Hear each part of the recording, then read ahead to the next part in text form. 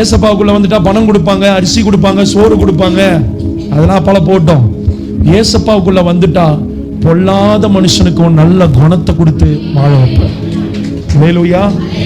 என் 17 வயசுல நான் குடிகாரன், சண்டை போடுறவன், பொட்ட பிள்ளைங்க பின்னாடி நாய் சுத்திரம் மாதிரி சுத்தின்னு கிடக்கிறவன், இன்னும் பின் தெருவில் கஞ்சா விற்கிற கொலகார கூட்டத்துல கொலை பண்ண வருவியான்னு என்ன கூட்டம் கிட்ட, சரிடா மச்சான் உனக்காக வராம யாருக்கடா வருவேன்னு 17 அந்த ஆட்டம். இப்படி வாழ்ந்துகிட்டு இருந்தேன். எல்லாத்துக்கும் மேல எங்க அப்பா 17 வயசுல இறந்துட்டாரு. நான் 17 வயசு இருக்கும்போது எங்க அம்மா வீட்டு கதவை மறிச்சின்னு வெளியே போவாதரா, போனா இந்த ஏரியால அடிக்கடி பசங்க எல்லாம் செத்து போயிட்டு இருக்காங்க, நீயும் தயவு செய்து போவாத, பிரச்சனை ஆயிடும், அவனுங்கெல்லாம் பொல்லாதவனுங்க, குடிக்காரனுங்க, சண்டை போடுறவனுங்கன்னே அம்மிக்கல்ல தூக்கின்னு போய் அம்மாவுக்கு மசாலா அரைக்கிறோமா, எங்க அம்மா மண்டமலை போடுறதுக்கு தூக்கி நின்று இருந்தேன். அப்படி இருந்த மனுஷனை எங்க அம்மா இப்ப சொன்ன ஒரு வாக்கு அவங்க வாயிலிருந்து வந்தது, எனக்கு 3 ஆண் பிள்ளைங்க இருக்குது, 3 பிள்ளை என்ன நல்லா பாத்துக்குது, ஆனா நான் தங்கி வாழறது என் 3வது பிள்ளை கூட தான் நான் வாழுவேன்னு சொல்ற அளவுக்கு உயர்த்தி. அம்மா ஐயா, நான் ஏதோ கூத்துக்கு போயெல்லாம் சொல்ல. என் சின்ன அண்ணா அமெரிக்கால இருக்கிறான், மனைவி பிள்ளைங்களோட அங்க போயிருக்கிறாங்க, 1 வருஷம் ஆகுது. எங்க அண்ணா கூட்டம், அம்மா டிக்கெட் போடுறான் அமெரிக்காவுக்கு வான்னு. எங்க அம்மா என்ன தெரியுமா சொல்லிச்சு, எனக்கு அமெரிக்காவும் வேணாம் பேரிக்காவும் வேணாம், நான் இங்கே இருந்துட்டு போறேன்னு. ஆமே. கள்ள தூக்கி போட்டு கொல்ல போன அடங்காப்பிடாரி பிள்ளை ஏசப்பா உள்ள வந்து தங்கின உடனே, ஏசப்பாக்கு பிடிச்சதை நான் செய்ய ஆரம்பிச்ச உடனே, இன்னைக்கு எந்த அம்மா என்ன பார்த்தா மிரண்டு ஓடிச்சோ அதே அம்மா என் பிள்ளை என்ன நல்லா பாத்துக்குவான்ற நம்பிக்கையில என் கூட தங்கி இருக்கிறேன்னு சாட்சி சொல்றான். 17 வயசு வரைக்கும் நான் வீட்டுக்கு அடங்காதவனா இருந்தேன். பல தீய பழக்கங்கள் என்கிட்ட இருந்தது. குடிகாரனா இருந்தேன். அந்த எங்க வீட்டு பக்கத்தில் இருக்க ரவுடிசம் கும்பலா கூட நான் தொடர்பு இருந்தேன்.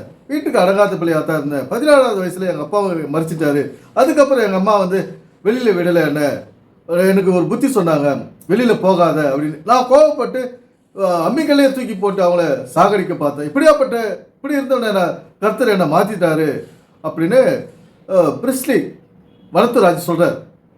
இங்க இப்போ இவர் நல்லவர் ஆயிட்டேன்னு சொல்றாரு.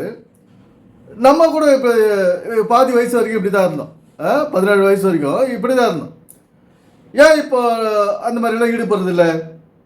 ஏன்னா ஒரு மெச்சூரிட்டி வருது. ஏன்னா நம்ம வந்து நல்ல விஷயம், நல்ல பழக்கத்தோடு நம்ம வாழணும் அப்படின்னு சொல்லிட்டு. ஏன் சின்ன பசங்களுக்கு சின்ன வயசில் இருக்கும்போது நம்ம இந்த புத்தியெல்லாம் வரமாட்டேன்னா, நமக்கு ஒரு நல்ல விஷயத்தை, நல்ல ஒரு பழக்க வழக்கத்தை பெற்றோர்கள் சொல்லிக் கொடுக்கறது கிடையாது. அவர்கள் நமக்கு உதாரணமாக வாழ்ந்து காட்டுறது கிடையாது.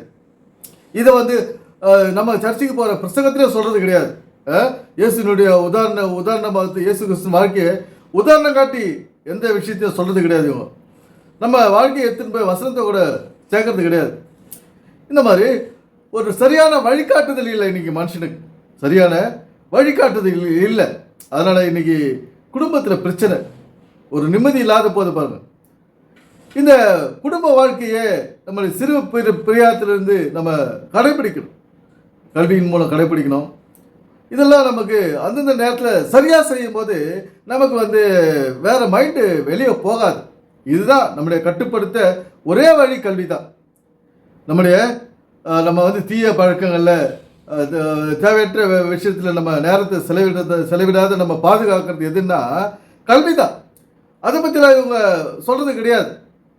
இதனுடைய முக்கியத்துவத்தை சொல்லி நம்ம வந்து நல்லா இருக்கணும்னா படிக்கணும், எதிர்காலம் நல்லா இருக்கணும்னா பணப்பற்றாக்குறை இல்லாத நம்ம வாழணும்னா கல்வி முக்கியம்னு சொல்லிட்டு யாரும் பைபிள் சொல்கிறது கிடையாது. அதனால் இன்றைக்கி சிறு பிள்ளைகள் வந்து கல்வியில் ஒரு நாட்டம் இல்லாத இருக்கிறாங்க. இவர் பிரிஸ்லி வரதராஜ் வந்து பாதியில் நான் பரிசுத்தமாயிட்டேன். ஏன் இன்றைக்கி ஆதியிலேருந்தே நம்ம பரிசுத்தமாக முடியல? இந்த காலகட்டத்திலையும் பிள்ளைகள் வந்து அப்பா அம்மா கீழ்ப்படுறதில்லை. பைபிளை மையமாக வச்சு, வசனத்தை மையமாக வச்சு, இந்த வேதத்தை மையமாக வச்சு நம்ம வாழ்க்கையை இவங்க விளக்கிறது கிடையாது. இதுதான் வாழ்க்கை, இதை தான் நம்ம செய்யணும் அப்படின்னு சொல்கிறது கிடையாது. இவங்க ஏனோ தானோ அப்படின்னு சொல்லிட்டு ஒரு கவலையினமாக கேர்லெஸ்ஸாக தான் இவங்க பிரசங்கம் பண்ணுறது. நம்முடைய ஒரு கட்டுக்கோப்பான ஒரு கண்ணியமான வாழ்க்கைக்கு இவங்க வழி சொல்கிறது கிடையாது. நம்ம திகைத்து நிற்கிறோம் சில நேரத்தில், எந்த வேலையை செய்யுது அப்படின்னு. இங்கே வந்து பெற்றோருடைய அரவணைப்பு நமக்கு தேவைப்படுது. பெற்றோர்கள் வந்து அறிவோடு நடந்துக்கணும். அந்த காலகட்டத்தில் பணப்பற்றாக்குறை, இந்த பணமில்லாத காலம் பெற்றோர்கள்கிட்ட. இன்றைக்கி பெற்றோர்கள்ட்ட பணம் இருக்குது, எல்லாருக்கும் ஆளுக்கு ஒரு செல்ஃபோன் இருக்குது. ஏன் இன்றைக்கி இந்த நிலைமை? இன்றைக்கி அந்த நிலைமை தான், பெற்றோர்களுக்கு கீழ்ப்படிது கிடையாது. இதனால் குடும்பங்கள் வந்து வழி தவறி போகுது, நிம்மதி இல்லாத போது, ஒரு பிரச்சனைக்குள்ள அவங்க மாட்டிக்கிறோம். பலவித பிரச்சனைகள், எப்படி பலவித பிரச்சனைகள், பலவித ஒரு விதம் கிடையாது, பலவித பிரச்சனைகள், விதவிதமான பிரச்சனைகளை சிக்கிக்கிறோம். ஏன்னா நம்முடைய வாழ்க்கையை இந்த வேதத்தை மையமாக வச்சு இவங்க விளக்குறது கிடையாது. அதனால் நம்ம பழைய சிந்தனைகள் எல்லாம் விட்டு விலக வேண்டும். பழைய சிந்தனைகள், பழைய பைபிள் விளக்கங்கள் எல்லாத்தையும் விட்டு விலக வேண்டும்.